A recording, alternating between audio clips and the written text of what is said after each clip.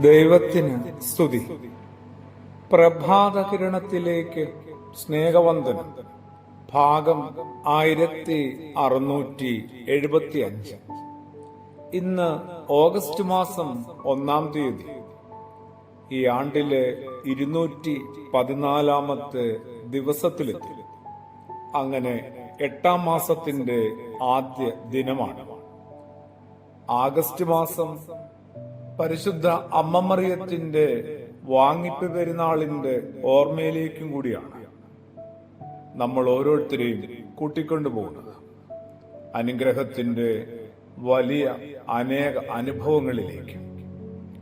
അതുകൊണ്ട് ഇന്നു മുതൽ ഓരോ ദിനവും പരിശുദ്ധ അമ്മ മറിയത്തോടൊത്ത് നമുക്കും നടക്കാം. ഇങ്ങനെ ഈ പുലരിയിൽ പുലർ വിചാരത്തോടുകൂടി അങ്ങനെ പ്രഭാത കിരണമേറ്റ് നമ്മുടെ അകവും പുറവും കുറെ കൂടി പ്രകാശിക്കട്ടെ.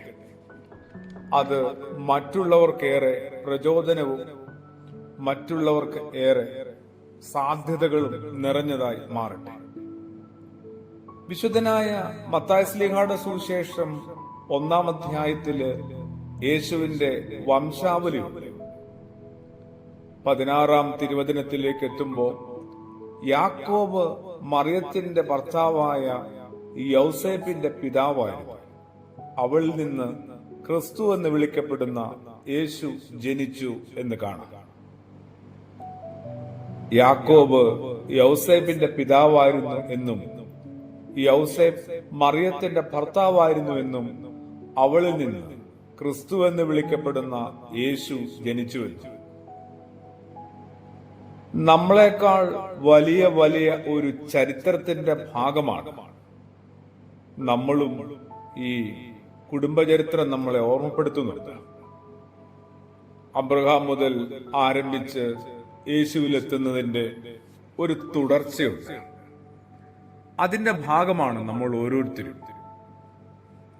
ദൈവ നിയോഗത്തിന്റെ ഒരു വലിയ നിഗൂഢത, മിസ്റ്ററി നമുക്ക് തീർച്ചയായിട്ടും ഇതിൽ കണ്ടെത്താൻ പറ്റും.